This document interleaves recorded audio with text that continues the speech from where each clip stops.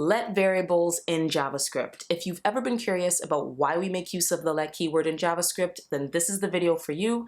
Keep on watching where I explain exactly why we use the let keyword in JavaScript and why it might be helpful in your next program.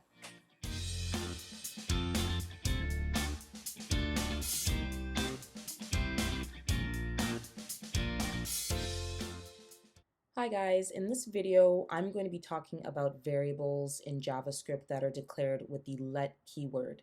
Some of you may have seen instances where a variable is declared with the word let, and you've probably wondered why this is or what exactly the purpose is.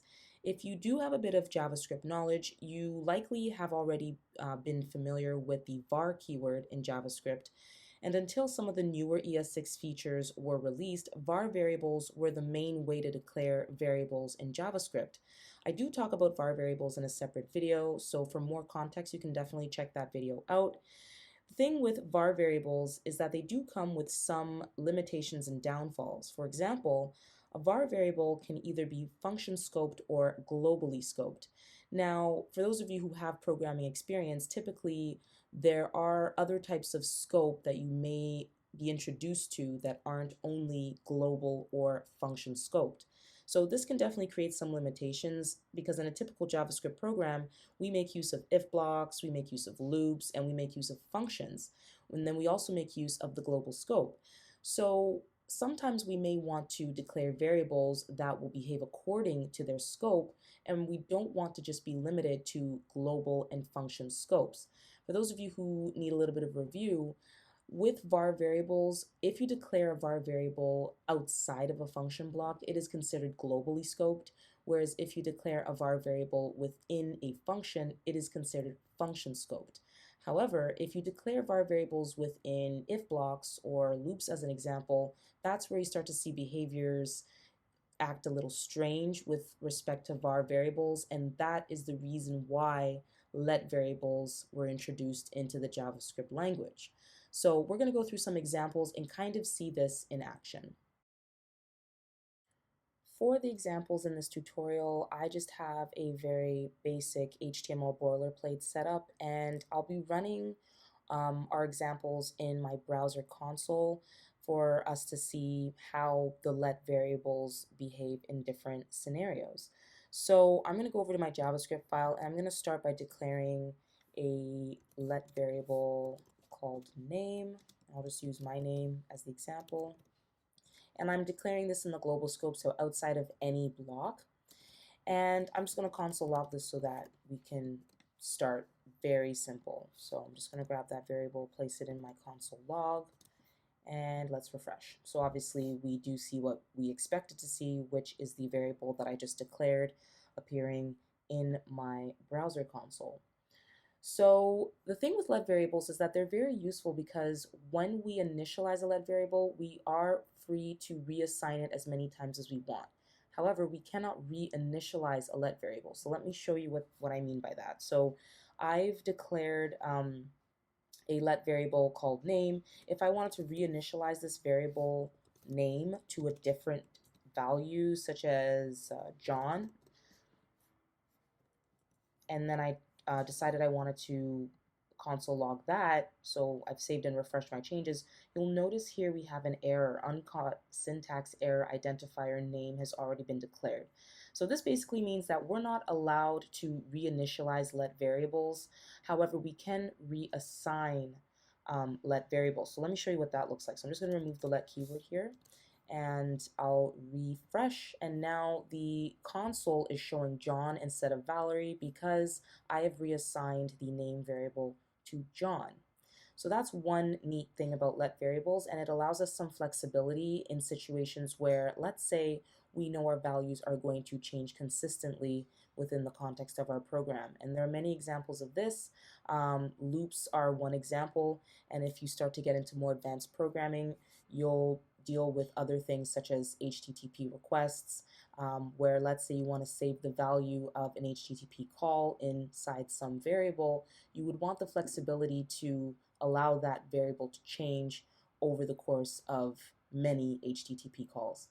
So that's just one example of the flexibility of the let variable. Now the next thing I want to show you is the hoisting of let variables. So as you may know, var variables are hoisted to the top of their scope at the start of a program, and let variables are as well. The only difference is that we actually can't make use of let variables before they have been declared. So let me show you what I mean by that. Let's say I wanted to declare a variable called color. So, oops, I will declare this variable and I will initialize it to the value of blue. Actually, you know what? First, what I'll do is I'll just declare it and I won't initialize it. So I'm going to move that down a couple lines, and then I'll console log that to, I'll log that to my console. So let's grab this variable and place it in my console log. We'll save and refresh that. And you guys will see here that I've got an uncaught reference error, cannot access color before initialization. So basically what that means is it has no access to whatever value is here. And the reason is because the let keyword is not initialized, whereas the var keyword is initialized at a value of undefined, if you guys remember. So that's kind of the difference in how the hoisting of let variables works. If I decided to initialize this to a value, so we'll keep it at blue, we'd get pretty much the same result. There isn't a way for us to make use of this variable before we've declared and or initialized it. So I'm going to take my console log statement and I'm going to move it underneath the declaration and initialization of this variable. I'm going to refresh, and now we can see the value printed into our console. So that sort of is the hoisting of let variables. It's got a slight nuance from the hoisting of var variables, and it's very important to understand this difference and to understand the behavior so that when you are programming, you don't end up getting mixed up. The next thing I want to show you guys is an example of the block scoping of let variables. So I'm going to create an if block here, and I guess I will just say if there's a name. So we've got a name up here. I'm just going to make use of that in my if block. So if there's a name, then we'll say let last name equal, and I'll just use my last name as an example. We'll let last name equal my last name, and then I will log that to the console. So I'll just grab my last name and log it like so. So let's save and refresh that, and you'll see my last name is now logged to the console. Now let's say I wanted to make access, I want to access this variable outside of my if block. So if I decide I want to console log the last name, I'm sure some of you can guess what's going to happen. So let me refresh. Now we get an error that says uncaught reference error, last name is not defined. The reason is because, of course, we don't have a last name outside of this if block. We only have a last name that exists within the if block because that's where it was declared. Anything of last name that we try to make use of outside of this if block will be undefined or it won't exist because we haven't declared a last name outside this if block. Now, if I do go ahead and declare a last name outside this if block, I'll just go down this line here and say let last name equal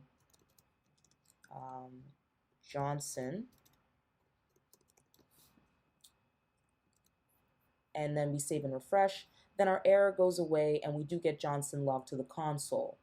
So just to sort of recap real briefly here, we've declared a last name variable within the context of my if block on lines 9 to 12, and that is what is being logged to the console up here. So my last name, Osei. Then outside of that if block, we've got another last name declared called Johnson, which we have also logged to the console. So even though these variables have the same name, we can make use of them in different scopes because they're treated as separate variables. So that's a very important distinction to make. var variables are not capable of doing this. You will run into some issues with the var variables if you try to use them in this exact same way. So definitely pay attention to that and understand that difference. and it will save you a lot of buggy code in the future. So with let variables, we see a really nice improvement. Instead of scope being seen in this sort of binary way where we can either have a function scope or a global scope, like in the case of var variables, let variables introduce us to this idea of block scope, which does add a level of flexibility and versatility to our programs, because now whenever we have a loop or a function or an if block, those create their own scope. So when we declare let variables within those scopes, they will function and be usable within those contexts. So for example, if we declare a let variable outside of any block, so outside of any set of curly braces, it automatically becomes globally scoped. If we declare a let variable within a function or a loop or an if block, then it becomes scoped specifically to that block. So this saves us the worry of naming variables the same name as an example, because each variable within its own scope is seen as a separate variable and will behave according to its scope.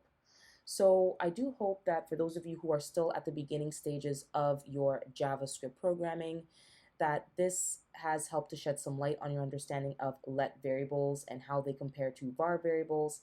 And hopefully as you continue in your programming journey, creating more complex programs, you'll know which ones to use when.